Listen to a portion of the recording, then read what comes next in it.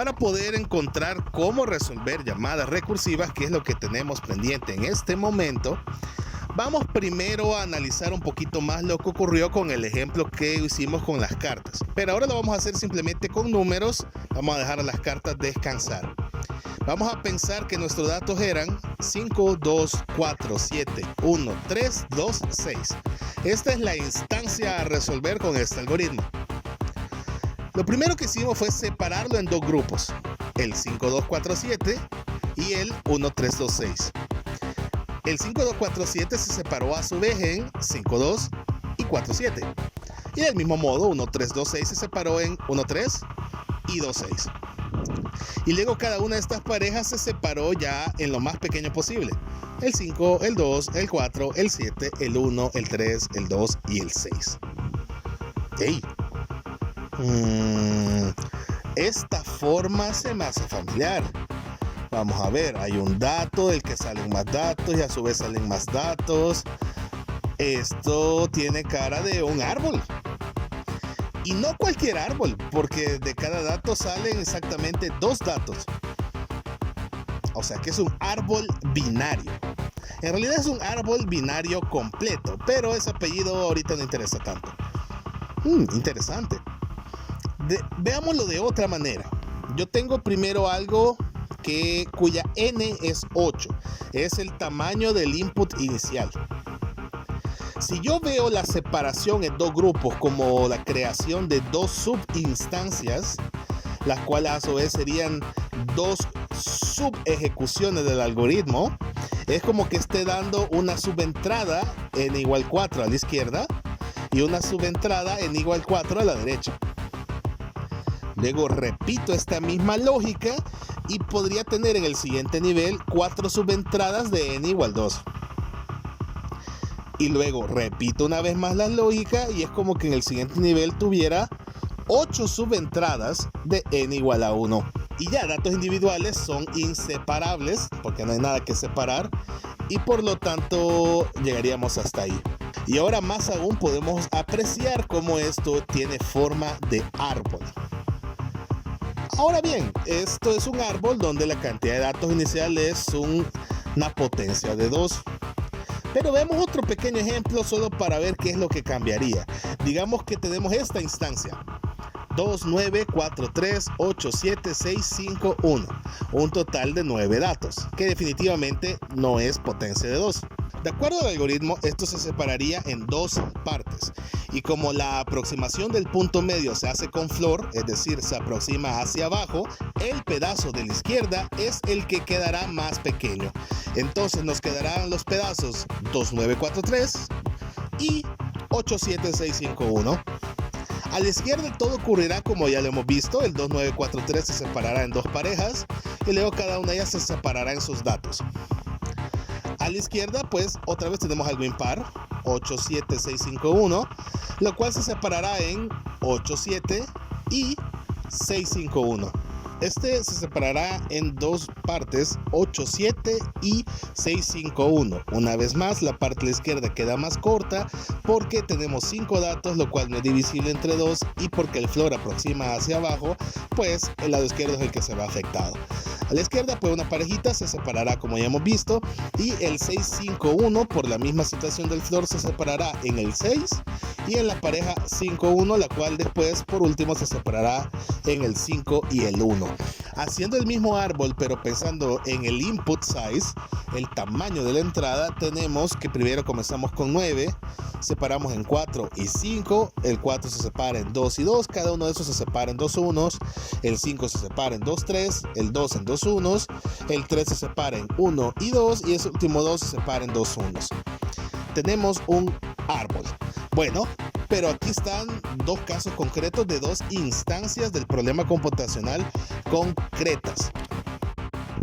Entonces, para pensar el caso general, tomamos la n. Esta n será partida en 2, pero pensando en flor, por lo cual tenemos n medios con flor por aquí, n medios con flor acá. Aquí hay algunos tecnicismos si quisiéramos ser bien precisos, pero para no complicarnos vamos a dejarlo así. Luego, cada uno de estos dos datos se volverá a dividir entre 2 y se le volverá a aplicar flor, y así sucesivamente con el siguiente nivel y los demás niveles. Pero esto se ve un poco feo, un montón de flores anidados. Le podemos dar un poquito más de forma de esta manera. Tengo n, la cual genera los flor de n medios, pero después, para simplificar, podemos escribir que eso genera flor de n cuartos y que después se genera flor de n octavos, y así sucesivamente. Pero un árbol lleno de flor se ve feo y la verdad es que sería bien complicado de trabajar, sería bien tedioso, bien molesto. Pero afortunadamente yo tengo una pequeña propiedad.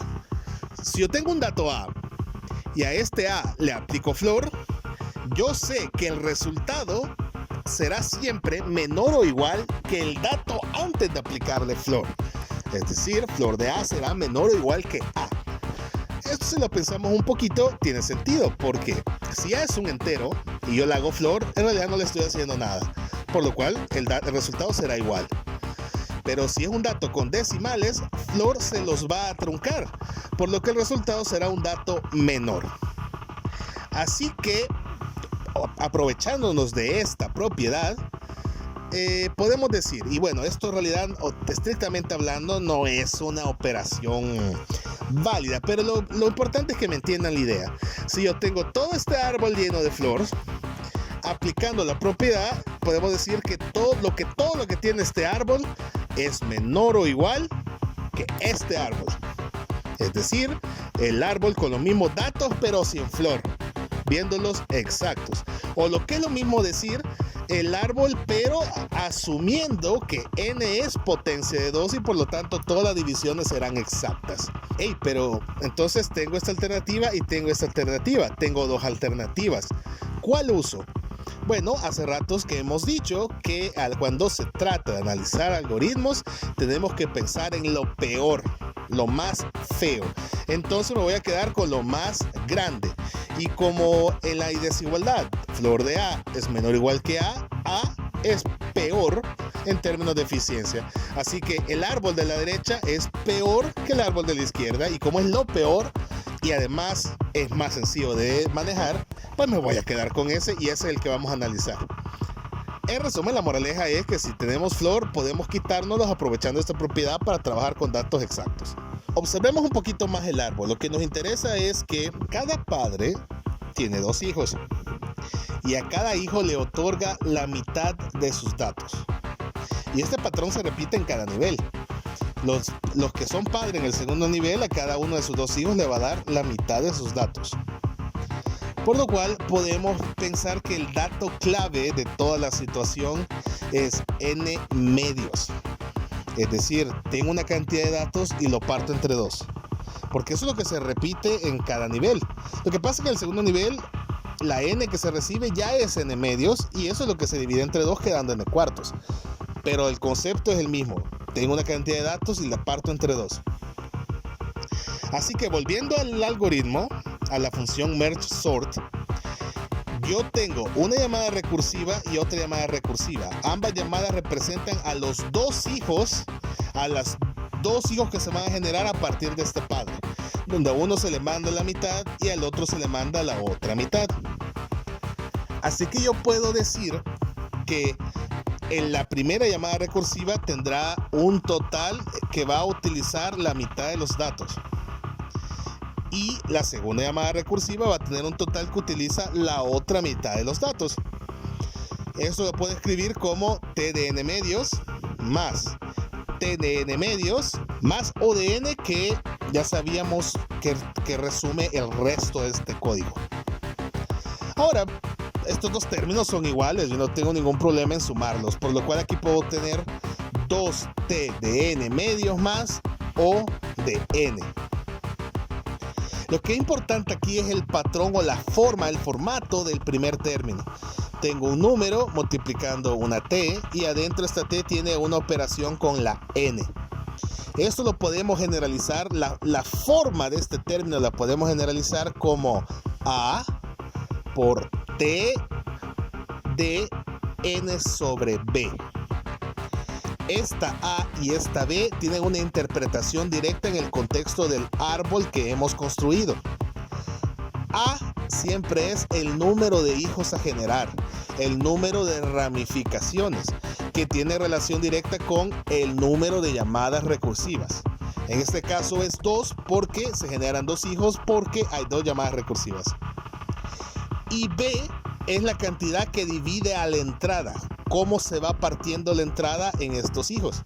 Y como hemos planteado aquí, cada padre le da a sus hijos mitad y mitad. Entonces es n medios. Por lo que el total n sobre b, que para nuestro ejemplo es n medios, es el total de datos, o sea, el tamaño de la entrada que recibe el hijo. A este término, así como ha quedado, se le llama recurrencia. Este término como tal representa el comportamiento de un algoritmo recursivo y por eso se le conoce como recurrencia. Pero al fin y al cabo es una expresión, pero eso no es un orden de magnitud. Todavía no es algo que yo pueda operar y comparar con O de n, O de n cuadrado y todos los demás. Así que en realidad no está resuelto. Solo le hemos puesto nombre y le hemos dado forma. Hace falta resolver. Así que la siguiente gran pregunta es: ¿cómo resuelvo una recurrencia?